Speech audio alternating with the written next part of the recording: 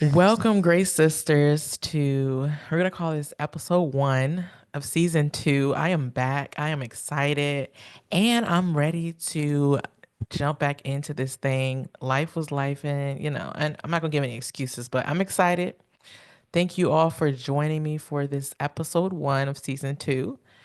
I have here my lovely cousin slash god sister, Shavarne Carter. She is a mental health professional. She provides service to her clients who are dealing with substance abuse and need mental support. She has her own private practice by the name of Soulful Connections, where she provides individual therapy via telehealth for anyone who resides in Florida. And she is also looking to be licensed soon in multiple states. Whoop, whoop, go girl. Her passions are sharing her testimony through song and how God has moved in her life, as well as she is passionate about destigmatizing the mental health in the Black community. And I love that so much. Everybody, welcome Siobhan. Hey, Hi, girl. I'm so hi. glad you joined me. I'm so Yes. excited to jump into this. Tell the people how we know each other, first of all. And we go Well, way back. we do. We grew up together. Yeah.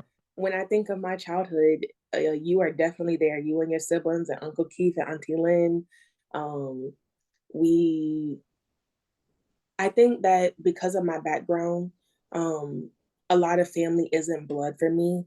And I Mm-hmm. cherish the family that I have and the one that I've created as an adult, but also the one that my family has created through close friends, lifetime friends, really. So I'm just super Yeah. excited to be here, even with you, because we've always had a great time every time we get together. It's a good time. Share like a little bit of your background, like growing up. Like you mentioned, you cherish the family you've created. So what was it like for you growing up, as in the family that you're in now, and how did it become to be your family? So, um, biologically, this is not my biological family, but they're the family I've ever known. I was adopted around the age of 3, me and my two Mm-hmm. brothers. So, this family adopted us and they saved us. They definitely saved us. I Yeah. grew up in a strict military family. My parents had just, given their life back to God when by the time they adopted us. So I grew up in a strict military and Christian household. And Mm-hmm. that alone created some problems, some Mm-hmm. trauma, definitely a lot of hurt.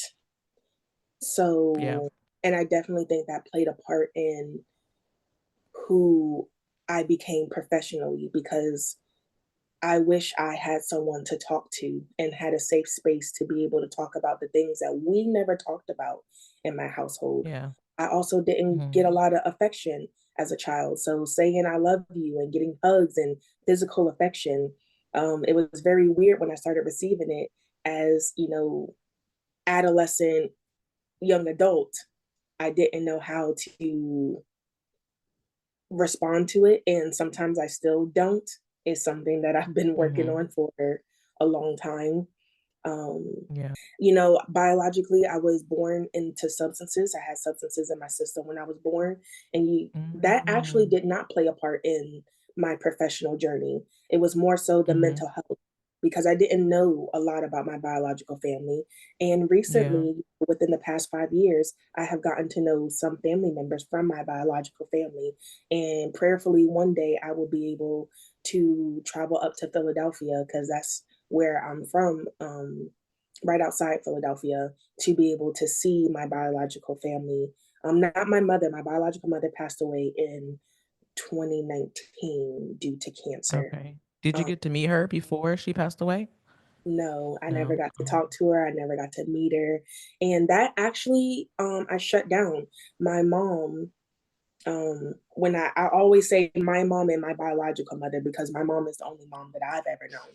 So my mom Yeah. has always been a very big advocate of knowing my biological family. But of course, I was hurt. I had a lot of questions. I was angry at things that I didn't understand. I understand now working in Mm-hmm. the field of substance abuse and just how difficult addiction really is, but I didn't know that, growing up. So I had a lot of negative emotions that I didn't really know how to process. Because, like I said, I also didn't grow up in a household where communication was a big thing. We didn't sit around and talk about the things we wanted to talk about, anyways, when we did have, Mm-hmm. communication.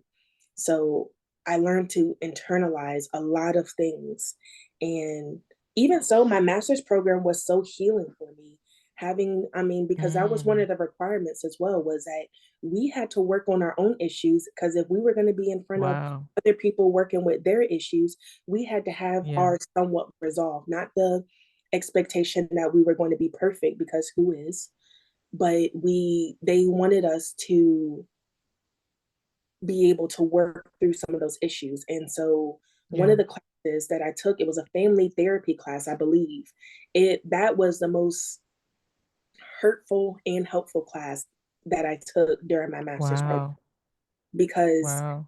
we had to create a genogram, which was, essentially a family tree. And Yeah. why, yeah, I can definitely do it on the family that I have now. But there's hurt on that as well. I have my immediate family and I have a few, aunts, uncles, and grandparents that I talk to on a regular basis. But there were some family members that never accepted us because we weren't blood. So we also had to deal, Wow. I also had to deal with that type of rejection, and also having deep seated abandonment issues that I, of course, growing up, Mm. had no idea what those were. I never knew why I felt the way Yeah. I felt. I Yeah. felt very Yeah. alone, because even my siblings, we didn't really talk about that kind of stuff. Sometimes we did and sometimes we didn't. So the way that I came into this profession was God ordained, because I came from Mm-hmm. a background, my mom had a preschool that she started back in Virginia before we moved to Florida. And then when she came to Florida, she was a teacher at the high school for a little bit, and then she was able to find her roots and create her preschool here in Florida. And Mm-hmm. so even through school, I had to work there. And then after school, through college, I also worked there. And so I went back and forth from the preschool and the academy. That also created some issues. Um, Interpersonally, I feel like me and my mom clashed a lot during that time. Yeah. We had we had somewhat of a strained relationship because of the way that she grew up. And of course, I couldn't Oh. understand that when I was younger. I just had this feeling I couldn't understand why my mom hated me. She didn't hate me, but that's how I felt, Mm. as a teenager. We Yeah. didn't click. Um, so coming from the education background, I realized that I did not have a passion for working with children. I don't know if it's because Mm. I felt forced to do so, because it was the Yeah. only job I could get at the time. I didn't have transportation. I didn't, so I didn't have a car. Everything where I live currently is pretty local, but it's still very far to walk. So Mm. I worked there for a long time and I was very unhappy. I knew that working with children wasn't my passion. I was going Mm-hmm. through a lot, receiving a lot of trauma while in the workplace, and outside the workplace. So it was a very confusing time for me. I was lost. I definitely experienced depression, anxiety, suicidal Yeah. ideation. I've kind of been through it all, which is why I wanted to, create a safe space for others to talk about it, but definitely Yeah. towards the Black community, because I think one of the biggest things that we struggle with is silence. We don't talk about the things Mm. that need to be talked about. And that even relates Yeah. to the church. In the Black church, Yeah. Yeah. there are things that we are not talking about. We are focusing Mm. on, sexual immorality, substance abuse. We're focusing Yeah. on for those things, but there's so much more. There's so many other conversations that need to be had in the church Yeah. community and in the Black community. Do you know that saying where they say what goes on in the house stays in the house? It can be harmful. It can be traumatic, problematic when you get into adulthood because you're like, I'm facing these things that were never addressed. Like, it's a certain, I think when you become of a certain age, it's like the mirror is like bigger and bigger. And you're like, I'm starting to see stuff that was I masking all along? You know what I'm saying? Like, was I masking all along? Absolutely. And sweeping stuff under the rug. That's the other thing. Yes. I feel like our culture, you know, black families in general, we are very private when it comes to certain issues. And because we don't want people to know our business. Mm-hmm. But it's healthy to talk about certain things because if you come outside of the trauma or you come outside of the issue and you get a second opinion, a professional opinion, spiritual opinion on top of that, then you can see that, wait, this isn't normal. A lot of us are functioning, we are functioning dysfunctionally, if Yes. that makes Yes. sense. You know, it's like Absolutely. dysfunction can be the norm when you don't realize you're in it. When you're in it, you have to come out of it and be on the outside looking in and say, wait, this is not normal. Everybody else is not Yes. going through this in the house. You know what I'm Yes. saying? Yeah. Yes. Although I have found that in the Black community, a lot of us grew up the same. You know, I believe that. even with things being silent, even with, you Mm-hmm. know, I'll throw this word out here that we don't like to use, abuse, whether it's physical, Mm. sexual, emotional. There's a lot of abuse going on in our homes, and we don't like to Yeah. talk. We're told, by the generation that came before us that we're not supposed to talk about it. Like you said, Mm-hmm. what goes on in this house stays in this house. Yeah. And Yeah. And there's balance. Oh, sorry to cut you off. no. Go I ahead. was just say it's no tea, it's no shade to any parties involved because Yeah. I have a better understanding of who I am, who they are, which was also a culture shock. I grew up extremely Mm. sheltered. So finding out what the world was really like was a shock for me. So many realizations that I had to come to, with who, let's just throw it out there, who my parents are, but not just who they are as parents. Everything was personal Mm-hmm. because they were my parents. They are my parents. Yep. But growing up, I had to look at them as people, Yes. individuals who went through their own trauma and never received any type of healing for it because they were told we don't talk about these things. And that was passed on to Yeah. us. Yeah. So definitely one of my goals now is to break these generational curses, things that have been passed on, Yeah. because at the same time, the generations before us, they had they had different goals for life. They Yeah. literally walked so that we can run. And I Mm-hmm. definitely have that appreciation for them. Mental health wasn't talked about back then. So Yeah. a lot of the things that we know now, and things that we're able to label, things that we're able to understand now, they didn't have that back then. So they definitely, the saying, I did the best I could with what I had. Yeah. That Yep. it Yep. used to that statement used to actually anger me because I Mm. felt like it was a cop out. You're justifying your actions. But Yeah. however, it's true. When you don't have the Yeah. tools that you need, how are you supposed to teach someone else? You can't even do it for yourself. Mm-hmm. That's why it's so important to heal, to break these generational curses. So we stop passing on these things that were normalized in the Black community and in the Black family and in the Black Yeah. church.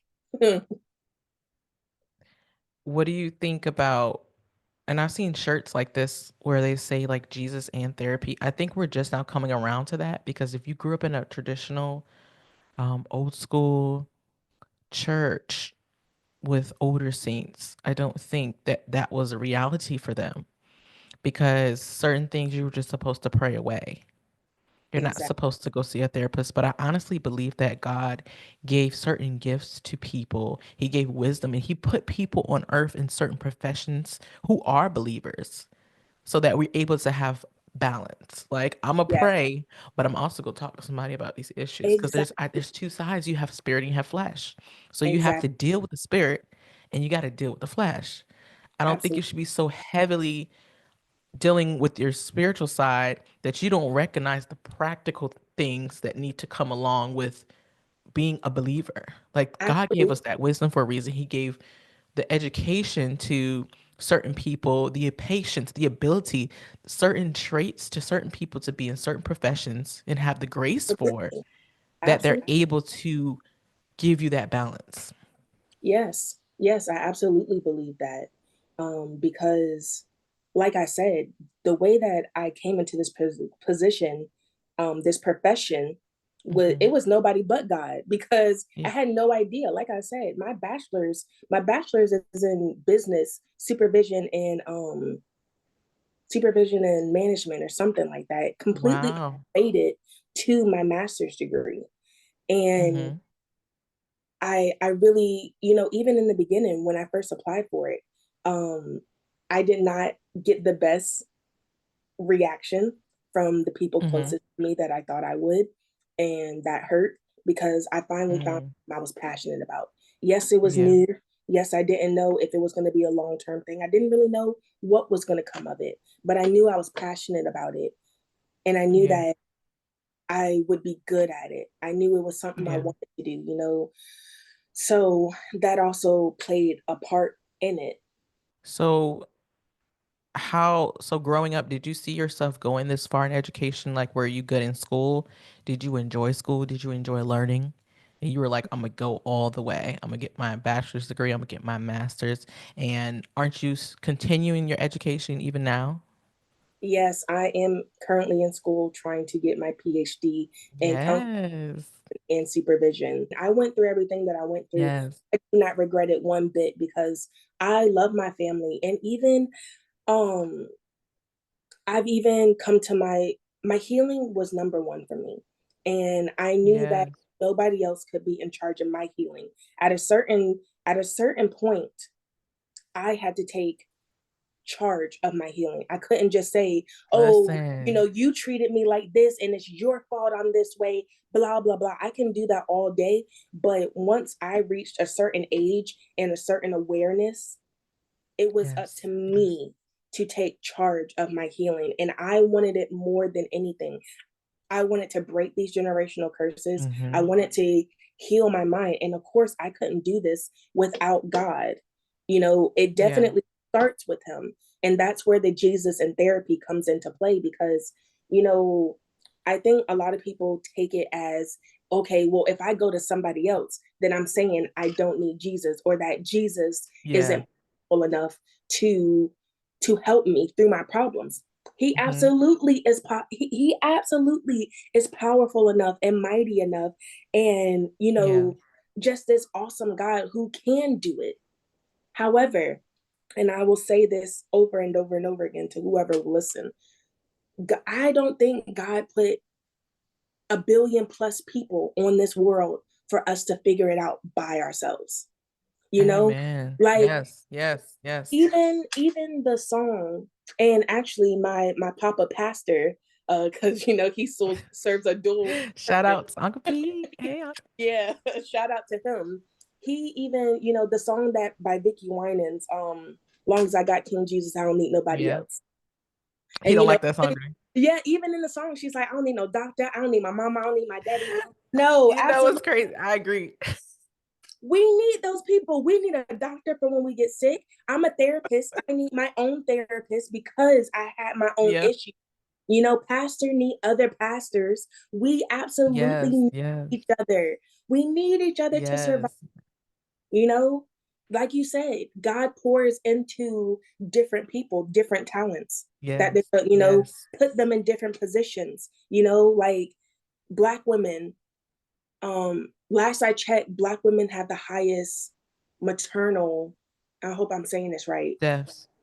Yes, mortality rate. Childbirth and childbirth. Yeah. So I'm terrified to have a I baby. no fear. No You fear. know, so but God places different people. You know, we have more Black people becoming professionals, not just therapists, Hmm. but doctors. You know, what are the L&D nurses? You know, he puts these people in our plate in our paths for a reason. So we all serve a purpose, and I'm very grateful that he gave me mine because I honestly can't see myself doing anything else. Mm. That's beautiful that you found your passion. I want to go back to something you said about at certain point in your life you had to take control of your healing because I would find myself basically feeding into the excuses of, oh, this is how I was raised. This is I didn't have this resource, right? And Yeah, someone said we all have the same 24 hours. So what excuses are you using as a crutch in your life that you absolutely. have become comfortable in? Because some of us we like playing victim. I Yes, mean, it's yes. fun to be a victim to some, like it's you've been a victim so long that it feeds Hmm. you. And Hmm. that's where you sit and you're complacent. And I've been there where it's like all the excuses are comfort. I'm like, Yeah, well, I didn't have this. yeah. I didn't do this. And I remember my mother, when I was in college, I was struggling in statistics, right? I don't know why I was struggling so bad because I got an A.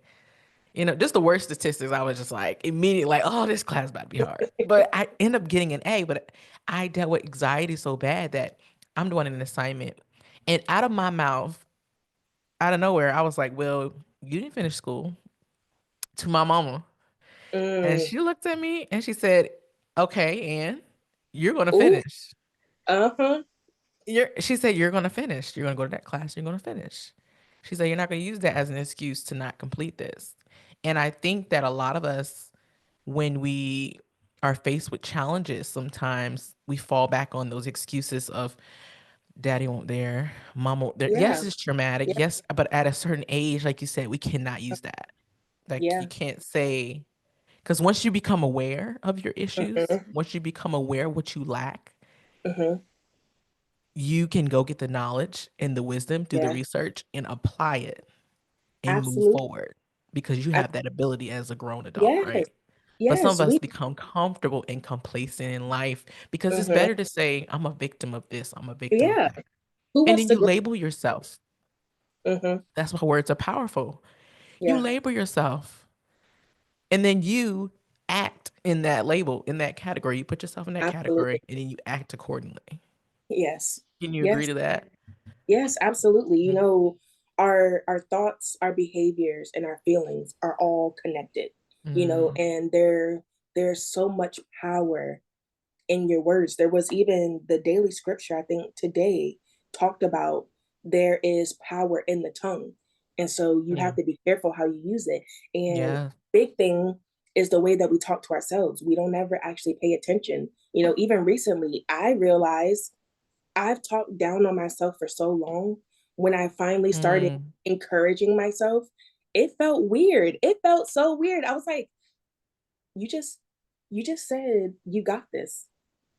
And I believed it. mm, You know, I there was a TikTok because there's so much information. We live in an age where technology and information is literally at your fingertips. So you really have no yeah. excuse as to why you won't grow. It's not that you can't grow, it's that you won't grow. Mm, Because of course that's it's true. That's comfortable. good. It's comfortable to be like to sit there in whatever it is that you went through, that you're feeling.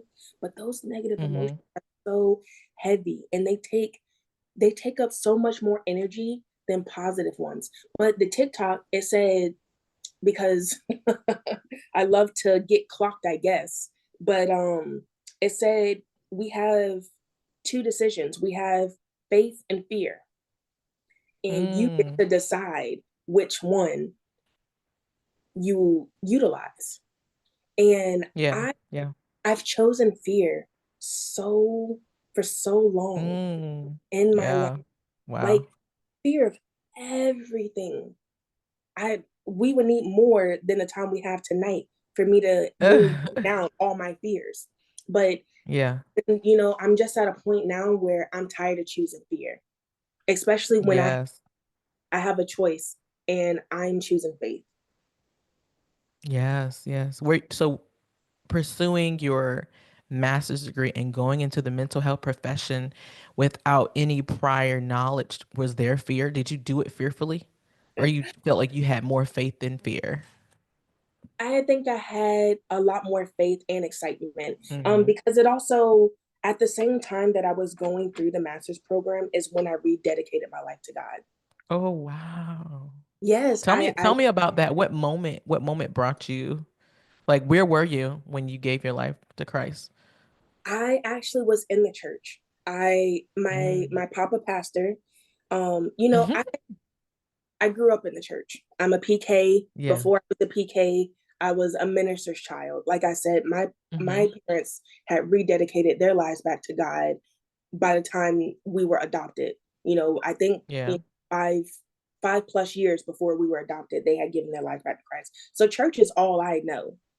Yeah. And it definitely became an obligation thing. I was going to church because Yeah. I was obligated to. I was told I didn't have a choice. If I was living in their household, I was going to church. I Mm-hmm. didn't have a choice. And while I understand why now, and I definitely have held on to everything that I've been taught, I also had to come to my own understanding. My Yeah. mom and dad could not give my life to Christ. As much as they Mm-hmm. wanted me to have a relationship with God, they couldn't do it for me. I had to get it for myself.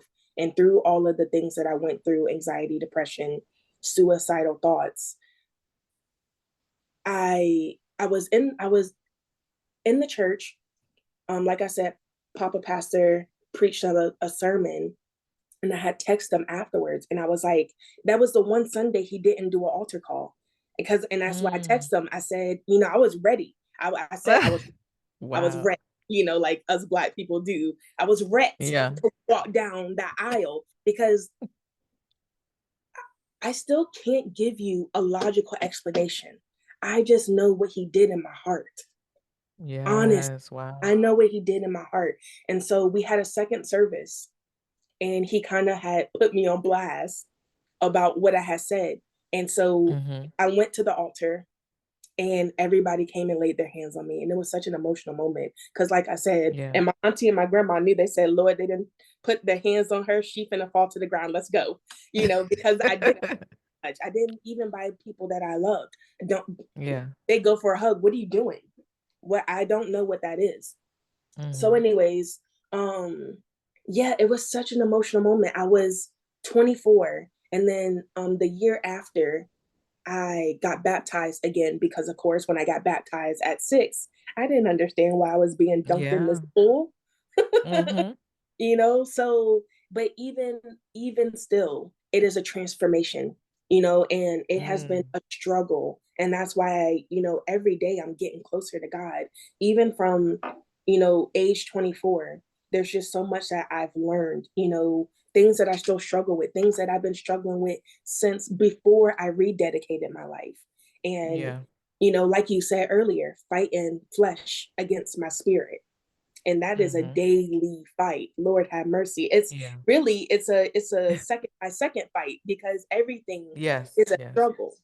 And I Mm-hmm. really want to be able to. I'm glad that God has placed me in the position that He has, because I definitely think that, like you also mentioned earlier, that I am one of the people that have been chosen and called to be able to merge the bridge Yeah. between, you know, I like to say relationship over, other than religion, relationship and mental health. You know, Yeah. Yeah. you can have both. And there was a BIPOC mental health fair I attended last year, where one of the therapists, he actually has it as his slogan.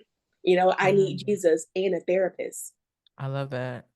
Me Yeah. too, because like I said, there's so many things that are just not being talked about. And even in the church setting, we need to talk about mental health and how it's affecting us, how it's affecting our walk with Christ. Because in some way, Mm. to some extent, it is. Yeah. How do you think what do you think the church does right with mental health, and what do you think that they can improve on? Like, do you think that we give it enough attention? No, Mm. no, I don't. I don't think we give it enough attention. And that's the biggest thing. The biggest thing for me is awareness. We need to talk about Yeah. it. We need to say those dirty words. Suicide. It is okay to say it, Mm. because the more we talk about it, the more we're able to learn, you Yeah. know? Like, I like to tell my clients, if you're not talking about it, you are not processing it. You are not working through it. Mm. You are suppressing Mm. it. And that, as a people, that is what we're good at. Even if you go all the way back to slavery days, we we couldn't talk about it. All we had was each other, and even then, everything Yeah. was hush. Shh, don't say it too loud. And I get it. It's a lot of shame and a lot of guilt that comes into it. And that's why we need to create a safe space. There's so many even of us that have been affected, church hurt, and we're blaming God and not going back to the church. Mhm. We're blaming God. So we Mhm. still suffer with not having that relationship with God. You're not hurting anybody Mm. but yourself by not building a relationship with God. But in the Mhm. church, we even need to talk about the church hurt. We need to talk about the people that are so focused. I'm sorry, I got ADD, ADHD. I get that honestly as well. But there's a show that I've been watching, The Chosen. It is a Christian based show, Mhm. and it definitely should not take away from reading the Bible. And Yeah. I feel like it inspires me to read the Bible, because now I want to know what's being fictionalized and what's actually in the Bible, because you Exactly. Yep. know the word is our source. That's where we should be going to for everything. When you were talking about church hurt, I've learned that you also have to address your own issues, right? Because if Mm, you are one who is prone to offense, some people cannot handle criticism. absolutely. And so when they receive criticism, it's very offensive to them because they have not dealt with the heart issue that goes Exactly. way back to their childhood or goes Yes, way back to a relationship. So absolutely. everything that comes out of someone else's mouth in the words of criticism or Mm, correction is mm, hurtful. So yes. sometimes, yes, church hurt is real, but you Yeah. have to look in the inner man and say, Yeah. why does this hurt? Yes. Is It's it like, something I haven't dealt with? That's yes. why we have to ask God to search our hearts, search Yes. the issues of our heart.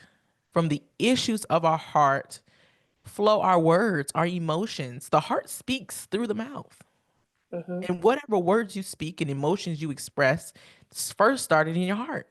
Yes. So if I'm continuously offended by someone who's supposed to lead me, someone who's Hmm. supposed to guide me, who I've submitted to in the Hmm. spiritual, sector, Hmm. and I can't take criticism, let me go deep and say, God, show me the root of this thing. Yes. Like, is this Yes. something I need to deal with? Because Absolutely. yes, they have a part that they play in it, but Hmm. is it because I'm receiving it in a Right. negative way? Are they're here to help me? They're here to help me grow, but maybe I have a problem with authority. Maybe I Exactly. have a problem with leadership because my father wasn't there, or maybe I just cannot submit to someone who is trying to correct me. Yes. Be blaming the devil, and the whole time it's you. Listen, I think I put a post like that. I was like, sometimes we do give the devil a lot of credit. We have to admit now. It's like, Yes. oh, the Yeah. devil busy. Yeah. No, you look, it's something simple as saying, like, oh, the devil busy. No, you stayed up late last night. You binge watched your show. You woke up late, got dressed late, were running late, ran into traffic, and running to say, oh, y'all, the devil busy. Hmm. Was the devil busy or was it a Yeah. consequence Yeah. of your actions? Come on, y'all. Come on Yeah. now. Come on. These are conversations that need to be had. And and that's what I was getting at about the show, The Chosen.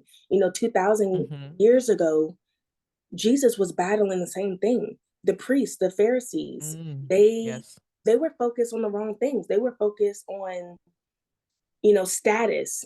Oh, even the disciples were arguing among themselves when Jesus changed Simon's name to Peter, because they took it as, oh, he elevated you.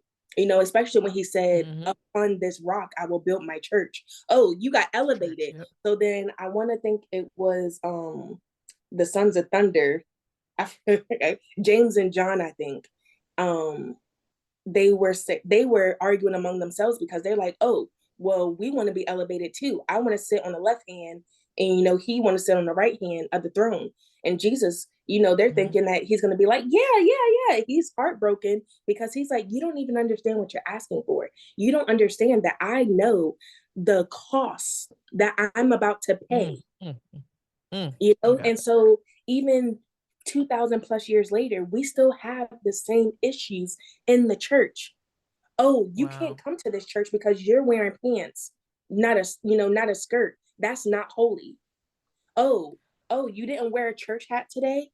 Oh, oh, how are you how are you going to call yourself a leader and this is what you're doing?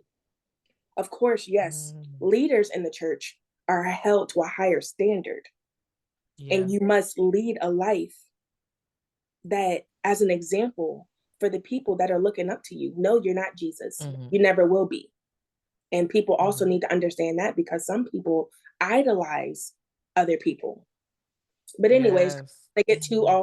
off topic. But yes, these are conversations. The church, I think this conversation is happening more now that our generation and I think the generation after us, we're kind of like setting our boundaries. Like we're not Yeah. going to Yeah. continue to go through these same cycles. We're noticing them and we want to change them. There's a lot of us Yeah. that are in the church and we love God and we want to do any and everything that we can. And so I think that we just need to talk about mental health more. We need to say the nasty words. We need to say suicide. We need to talk about substance abuse because many of our brothers and sisters are struggling with it and they don't know who to talk Hmm. to about it. Yeah. Yeah. What would you say to someone who's trying to balance their faith and mental health, who's having a hard time? A lot of people grow up, like I said, it's taboo. You don't really see a lot of people who are older encouraging this generation to go to seek help. It's coming around, but what would you say to someone who grew up in that kind of household where like everything's hush hush? Like how would you express to them that they need to go seek help? Well, so a lot of my theoretical orientation is person centered. So I have a lot of clients that come to me thinking that I'm supposed, like I kind of just mentioned, people putting um, other people on a pedestal. So Hmm. sometimes people come to therapy with the expectation that I'm supposed to fix them. And Mm, my thought process is more so I'm here to facilitate and guide you, ask the yeah. right questions, you know, give you a different perspective and provide you with tools. But your healing is in your control. Yes. Your progress depends on you. It depends on how serious you are. Are you just coming in to sit and vent about, whatever's going in your life, which is okay sometimes? Or are you actually taking control of your healing? Are you doing the things that need to happen? Like therapy is a great step, so I would definitely say to someone who's struggling, trust in God for sure, because Hmm. He is first and foremost, that's always who you go to first. Yeah. But then find someone to talk to. And because I don't believe in forcing therapy. I don't think that it's something that can be forced because when you do try to force it, it's kind of like forcing someone, forcing religion down someone's throat. Yeah. It only works if they want it. So I Hmm. definitely encourage, I think that everybody can benefit from therapy, but I would say trust God, find someone to talk to. It doesn't have to be, because family is family. Nobody's Hmm. family is perfect. A lot of us are struggling with, family dynamics. So family is not always the first people that you want to go to talk to. And so that's where therapy comes into play. You get to talk to someone who is not biased. Of course, when we're in the middle of something, it's kind of hard to see clearly. So you get that um objective perspective, Yeah.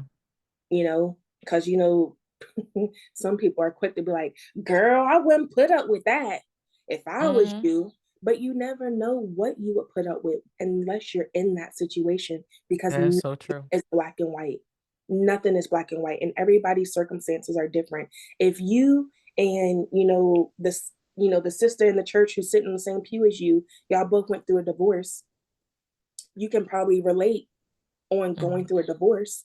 But I imagine that both of your divorce journeys, while they might have some similarities, they mhm, also have a lot of differences. And that's why you can't, that's why comparison is really the thief of joy, because everybody is unique. Everybody's situation is different. So go to therapy, get that objective perspective, get that safe space to be able to talk about any and everything. I've had clients who are sex offenders and they feel so much mhm, remorse. They're being judged as soon as they hear that. Because, of course, when we think of sex offenders, we think of the worst things possible.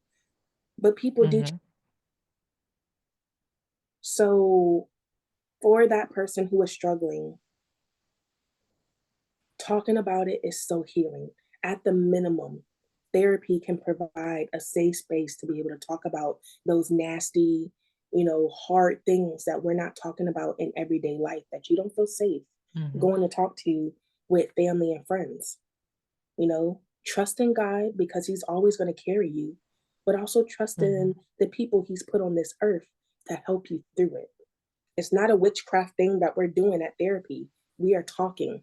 And of course, I am a professional and I'm able to give you different tools through different clinical, treatment modalities that I've learned. Yeah. I think that's so needed. I think that I know that acknowledgement is the first step in anything that you do. Being honest with yourself that you need help. And I dealt with Mm-hmm, anxiety. And I remember a time where I had a panic attack at work. I was so embarrassed mm-hmm, because, of course, people don't know your pressure point, right? And mm-hmm, like you were saying about two people can be going through the same thing, but your mm-hmm, tolerance level of stress, one person may be able to handle more, mm-hmm. and the other may be at their breaking point. So you Absolutely. never know what someone's going through unless you're in their shoes. Yes. And that's why it's always better to give grace and Yes. give love rather Yes. than judge until you've been in someone's shoes. Absolutely. That's really where empathy comes into it. And Mm-hmm. that's actually something I wish more people knew of: empathy. I don't have to go through what you went through to understand that. Mm-hmm. Can't imagine. I can't imagine losing a close loved one. I can't Yeah. imagine, going through a domestic, violence incident. It's difficult. These things are heavy. The world that we're living in, the country, a lot of my sessions, since before November, have been about politics, how devastated Mm, people are, about what's going on. Some people who, voted for him, so that they talk about, their experience. mm-hmm. So the main thing is that we have to talk about it. And like you said, giving grace. And that's, I would say, grace slash empathy. We as a people need to give more empathy to each other, Mm-hmm. you know, of course to everyone that we come in contact, but definitely to each other, especially because we have that cultural trauma bond. You know, we Yeah. have been slaves ourselves, but all of our ancestors were slaves. And it angers me every time I watch something from the slavery days, because of Mm-hmm. how we were treated like cattle, less than cattle. We weren't even cattle. Animals got treated better than we were. Mm, Life is hard. Give grace, yeah. give empathy, Yeah. because you never know. You never know what your words, what your actions can do to someone. You could very well be the difference between someone living another day and ending their life in that very moment. Mm, yeah. That's true. I mean, strangers too. Like giving a compliment, giving a hug, a Yes, hello, opening the door, yes, yes, paying for someone's groceries. You don't know how you can make someone's day by just absolutely. giving grace. And that's why I love the concept of telling your grace story. You told us a little bit about your grace story, about being adopted and finding Christ. What what was your lowest point, you think, in life, in the lifetime that you lived so far, in your young self, that you that you feel like was your grace story that would help another woman that you could tell? Honestly, giving my life back to God. I was in such a dark place. Like I said, I had struggled with suicide ideation, abandonment issues, Hmm. depression, anxiety, PTSD, lots of it. Never felt like I could talk to Mm, anybody about it. Um,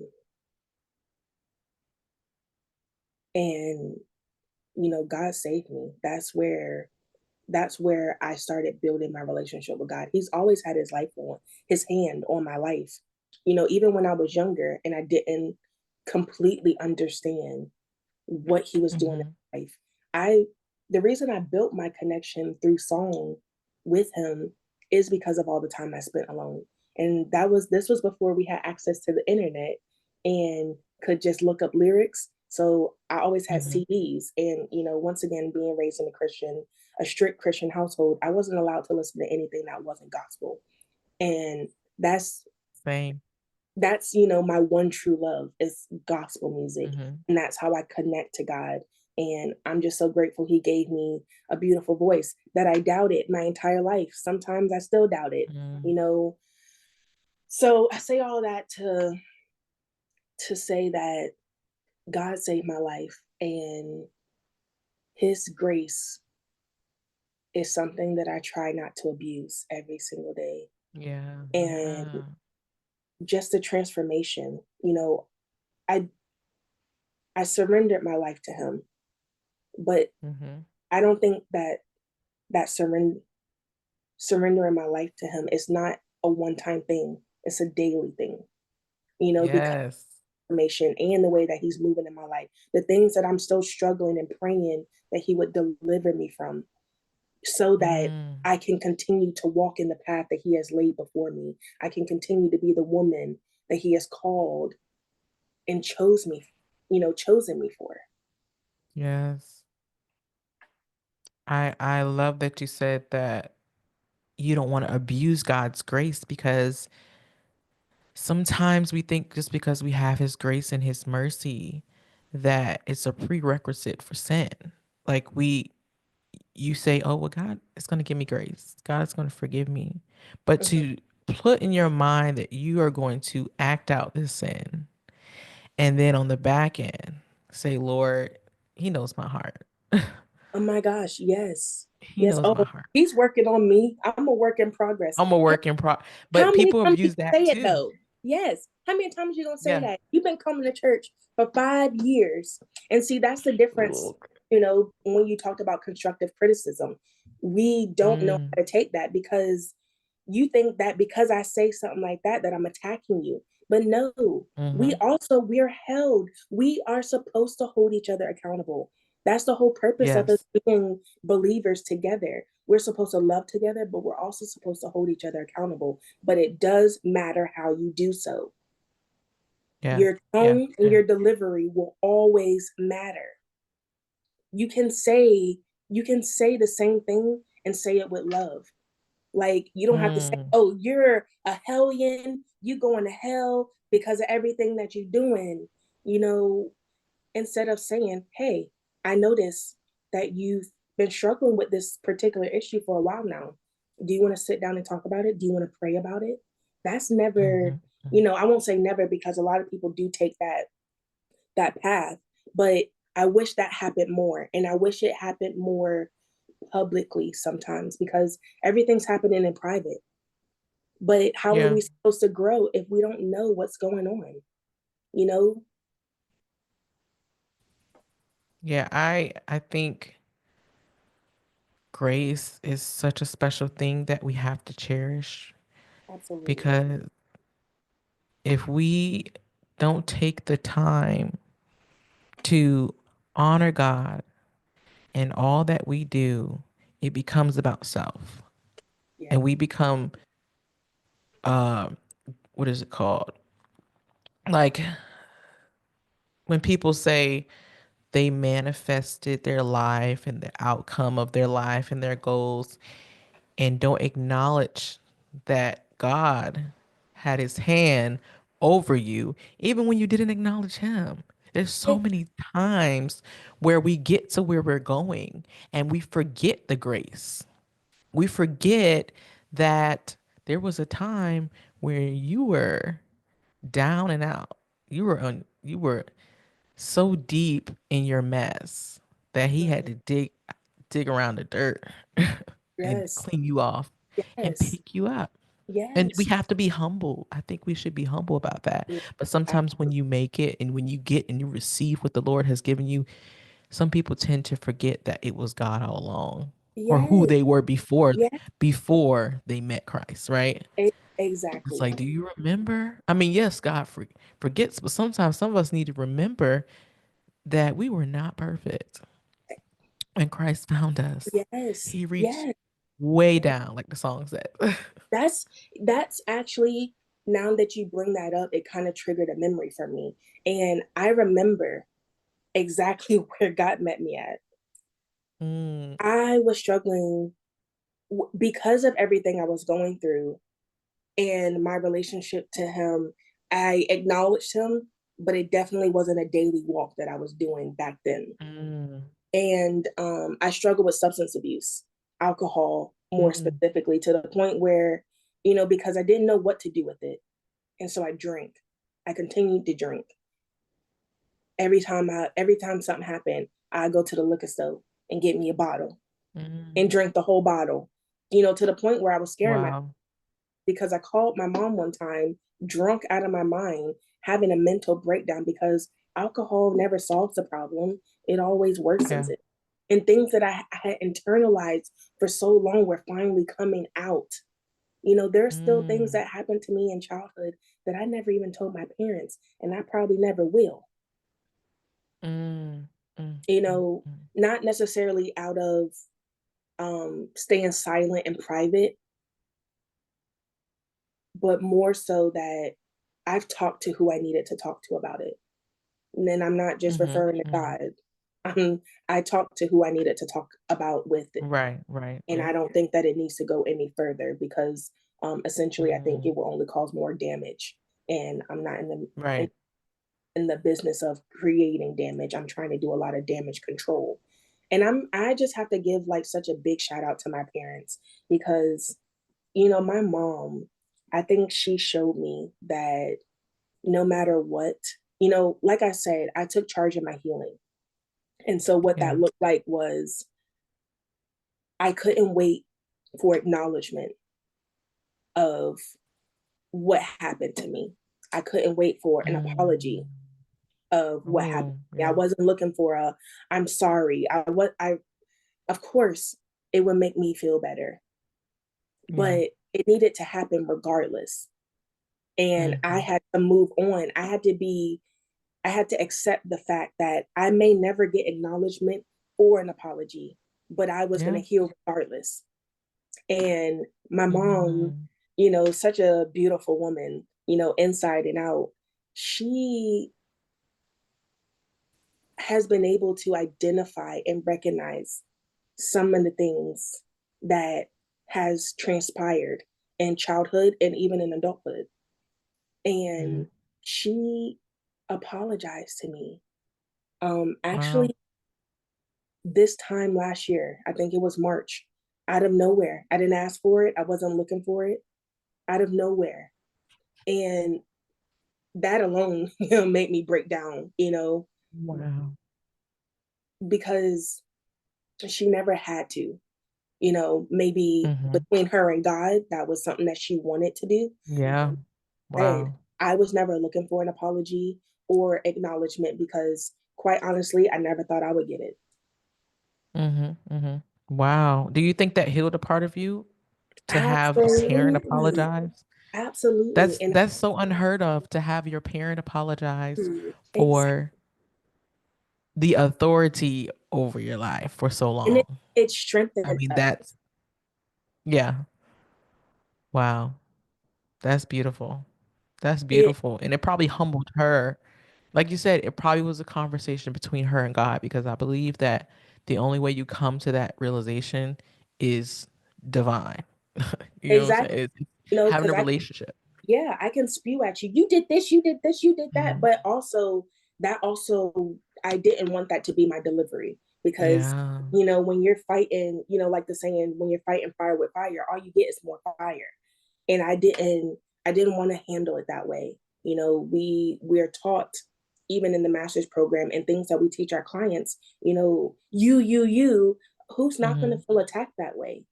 Yeah. But one thing that people cannot do is invalidate your feelings. They can try, but you feel how you Hmm. feel, and your feelings are valid.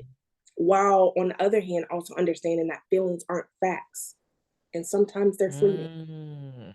Ooh, say that again. Feelings aren't facts. Feelings aren't facts. They're fleeting. Mm. So some of those, it's important to identify your emotions. It's important to not stay there. You know, Wow. feel how you feel, but don't stay there because that's where we get in trouble. Yes. That's where we fall into sin and temptation and substance abuse, Hmm. and even worsening our mental health because now we're going to put ourselves in situations that we have no business being in, all because we're hurt. And I think you become someone else. Like when you deal with mental health, you're outside of yourself. You're not who you normally are because Yeah. you're trying to get a grasp of reality. Like Hmm. you're in a whole nother world in your mind. And sometimes your reality is not reality. Right. But because your perspective is skewed and you're dealing with some mental issues, everything that's coming at you, it's kind of distorted. But to you, it looks like it's reality.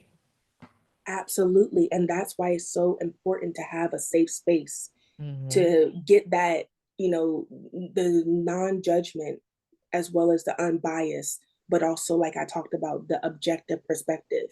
Because when we're in our mess, it's hard, everything's foggy because we're allowing our emotions to dictate our actions, our behaviors, Mm. what we say.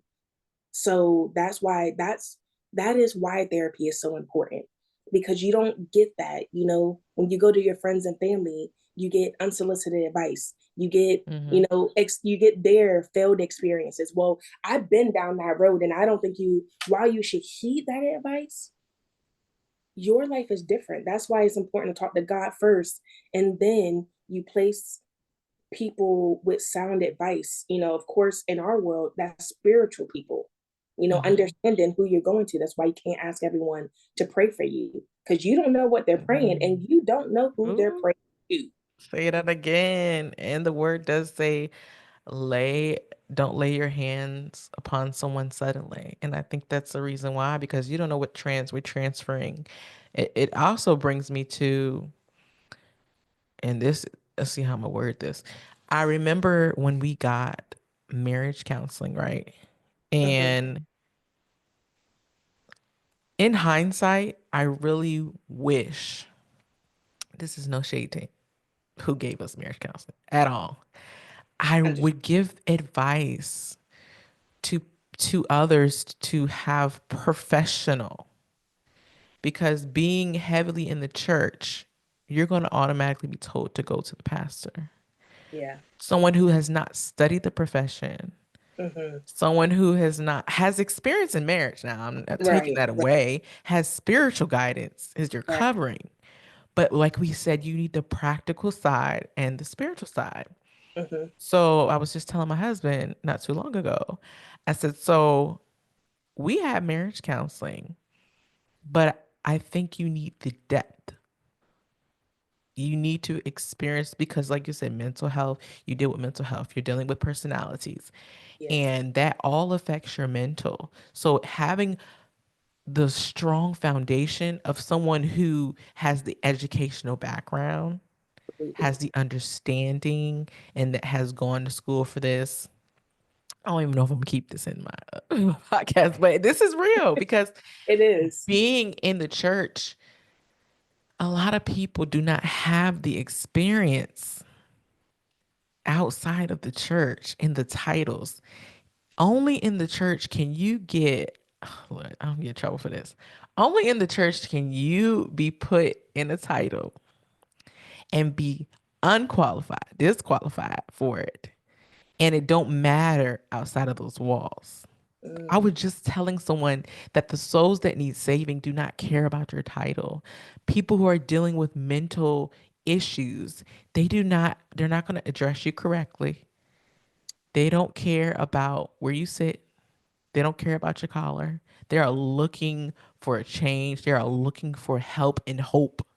And so when you come out of yourself and humble yourself, you have to go outside of these four walls where we praise you and put you on a high pedestal and go and pull souls into Christ to Christ. absolutely. Mm, Absolutely. Everything that you just said, that's what I mean. While we're, 2000 plus years later, and we're still focusing on the wrong things. mm, You're mad because they didn't say reverend when they announced mm, you. It does not yeah, matter, especially when God has called you and appointed you. Who can take that away from you? right. you know but there does need to be humility, because like you said, those people do not care. They do They not don't care. care that you've been a pastor for 25 years. Mm-hmm, They do not care about the people that you work with. They do.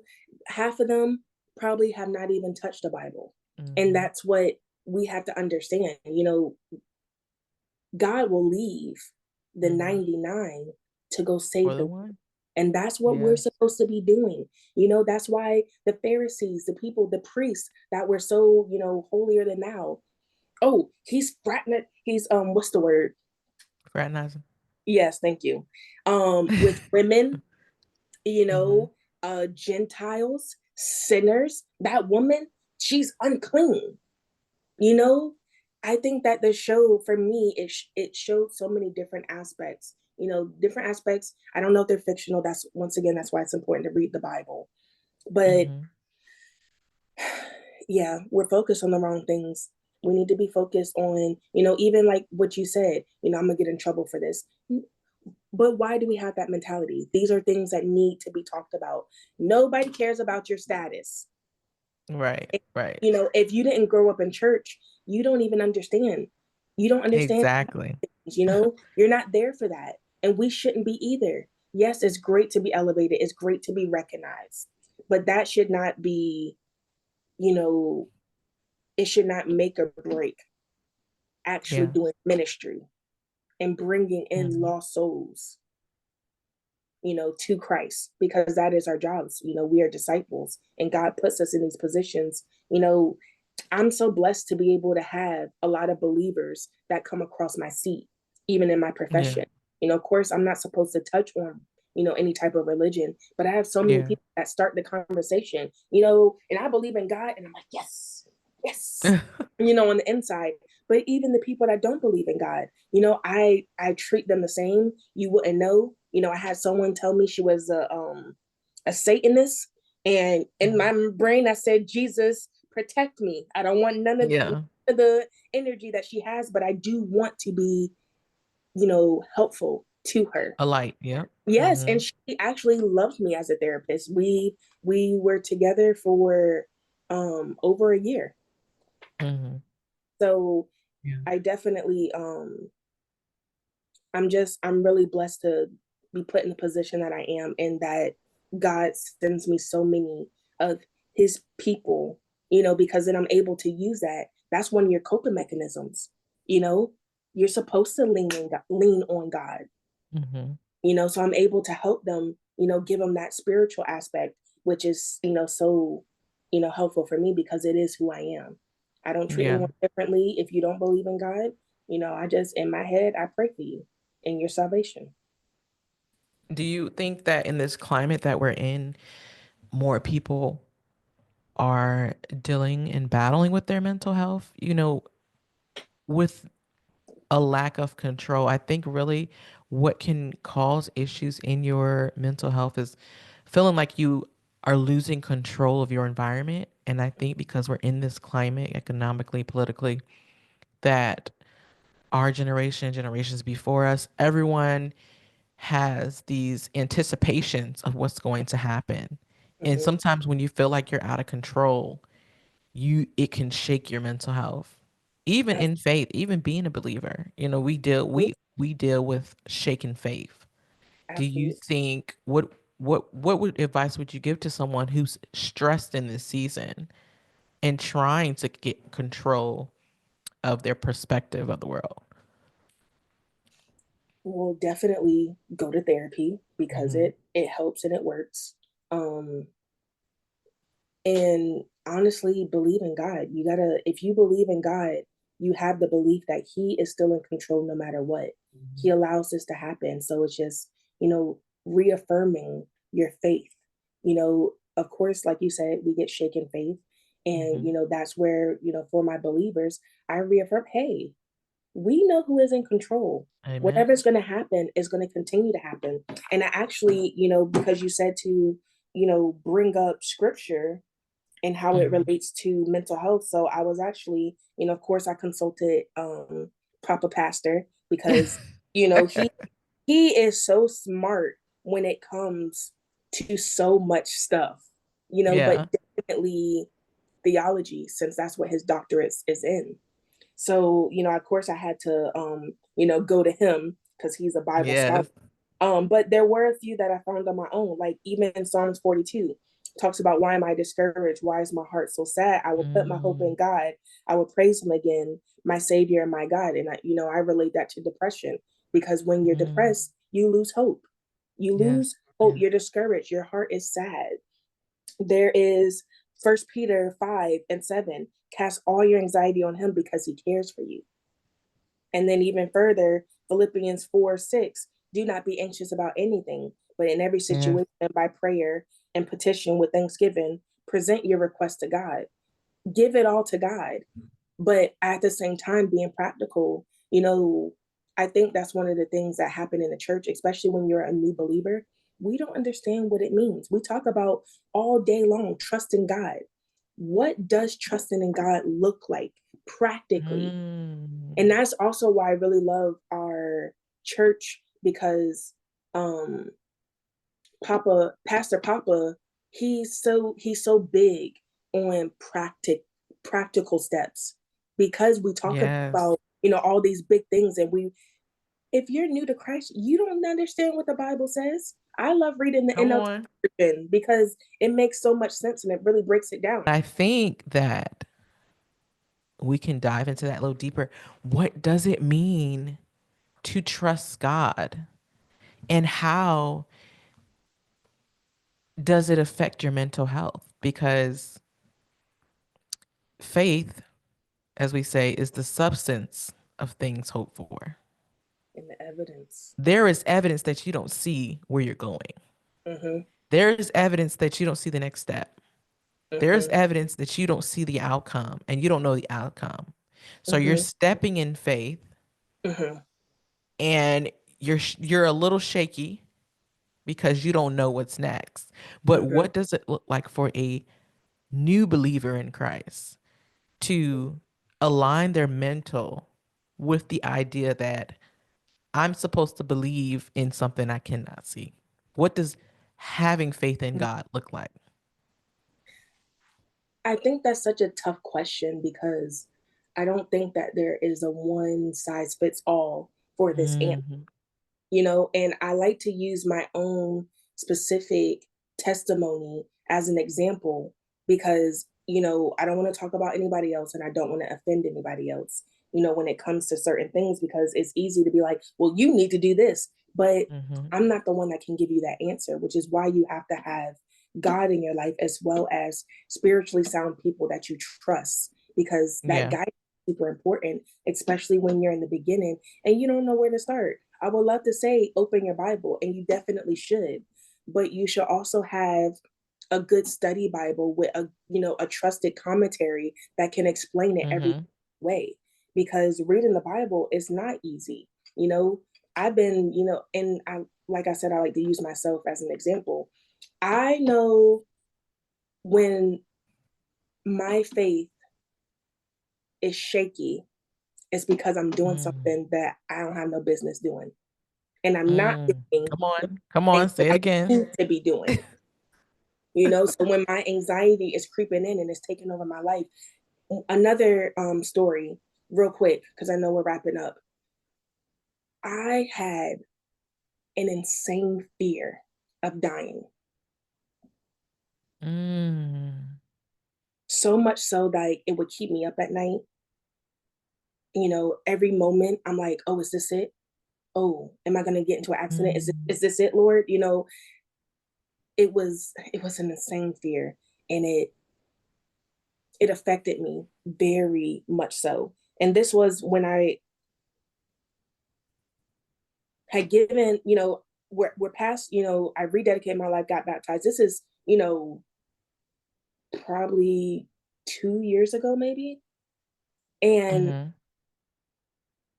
I just realized, and that's when I knew I was still playing. I was still playing. I still wasn't doing. At this time, I'm not singing in church. Got this voice. I'm mhm. still, people are encouraging me. Oh, go sing that song. Absolutely not. You'll never catch me up there. You'll never catch me up there. That's another story, that I know is only through God's grace and his mercy that, you know, I was terrified to get up there. I mean, you remember, I would cry. I cried at everything. I Mhm. cried. Apparently, according to my parents, if you looked at me, I cried. You know, to now standing boldly in front of people, yes, I still feel like I hold back some. And that's where I'm continuously praying and, talking to God about. But Mhm, yeah, so, anyways, had this insane fear of dying. And when I mhm. realized I needed to be taking things more seriously and increasing my faith and doing the things that I needed to do to increase my faith, Yeah. reading the Bible, engaging with more spiritual people, engaging in more spiritual content. I'm still doing things of the world and then Mm, expecting God to heal my mind. And when I really mhm. started taking it seriously, more serious than I ever have in my life, when I tell you I rarely think about death. When I do think about death, I'm imagining what heaven's like and what it's going to be like when Amen. God tells me, Wow. oh, my good and faithful servant, well done. Mm. Walking into the pearly gates, what it's going to look like on the south side of heaven, because that's where I'm going to be at. Stop that. So that's, another part of my great story because I, I should have been dead. I mean, really, I should have been dead when I was born, considering Yeah. came into this world. Mm, To still be here to tell my story. Now I'm excited for everything that God is doing in my life and, including this podcast to be able to share my mhm. testimony in a public way. He's given me a lot and I will spend the rest of my life giving it back to him and pouring into his people. That's beautiful. So I look forward to the book you'll write and your Absolutely. your your story and your documentary that's going to help other women who've gone through just abandonment issues and rejection because that's a real thing. When you go Yeah, through something as a child, a lot of that shows up in adulthood. And if you don't exactly. have the resources and the tools to deal with it, it will linger. It would affect your relationships. It would Yes. affect your mental health. It'll affect your life and how you see the world. Come on. You walk Yes. around as a victim, you walk around in a fence. Unless Never. you allow the Father to heal your heart and to regulate your emotions. Yes. That's one Yes. thing we have to allow God to do to regulate our emotions. Because if we say, God created me a clean heart and renewing me a right spirit, when Hmm. you come into Christ, He gives you a new mind. And I Yes. also includes your heart. If you're a new creature, that means everything on the inside of you has been renewed. And so your eyes are new, your hands are new, your where you walk, what you say, how you approach people should be a testament to the light that God shines on the inside of you. Yes. And it should be a change. There should be a change When you say that I am a follower of Christ, I have given God my trauma, I have given God my troubles. No, we're not perfect. It's not going to happen overnight. But when Mhm. you take the time to acknowledge, God, I'm giving you my heart, I'm giving you my yes. That is Absolutely. what it looks like. It looks like a brand new you, a healed you, and a you that is going to tell the world about his goodness. Absolutely. I'm so glad you came on today. I hope Yes. you were enjoyed the talking and the conversation. I really did enjoy learning more about your story. And I look forward to definitely hearing from you about some new things you have coming down the pipeline. Yes, ma'am. I just want to say a quick prayer for anyone who's listening who relates to your story, who has gone through any type of trauma, who is dealing with any type of mental issues. Seek help because you are not alone, and there is someone out here who can help you. Yes. God, I just want to thank you for this moment. I thank you for Siobhan's story. I thank you for her willingness and her obedience. I ask that you just touch the hearts of the listeners and those who need hope, those who need peace, those who need a newness and a refreshing, God. I pray over the minds of your daughters and even your sons, God. I pray over everyone under the sound of our voice that can hear this story, whether they relate or not, God. I ask that you call them back to you. God, we just come against any type of darkness in the mind. God, we ask that you give them the resources, put them around the right people to acknowledge that they need your love and they need your light. In Jesus' name, amen. Amen. Siobhan, oh, my little Siobhan, I appreciate you for coming on, Grace Sisters.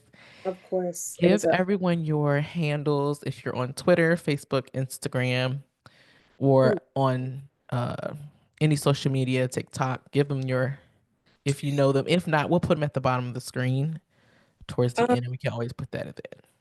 okay. I definitely want to give you my logo with my contact info in it. So if anybody is looking for services or looking just for someone to talk to, because it's not always about money and what I can gain from it.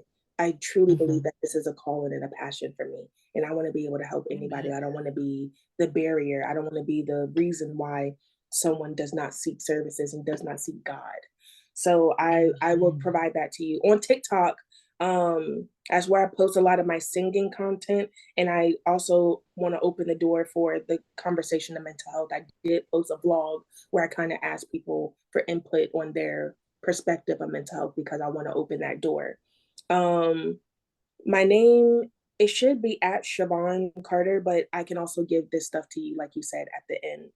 My name Okay. on Facebook, I also post some things on there. I have a page under Soulful Connections, and I also have a page under Shavarne Carter. And I would greatly Okay. appreciate for any support um, from any and everybody, really, because I am trying to expand my platform to be able to reach more people. Awesome. I can't wait to see you grow. Thank you, Yes. sisters, for tuning in to episode 1 of season 2, Grace Sisters. Thank you for being patient with me as I go through my own journey and pacing myself and just giving you what God has given me. This is a space for grace where we can uplift each other and love on each other and share our grace story. I hope everyone has a great weekend whenever you watch this, and be blessed. Grace Grace sisters. Sisters.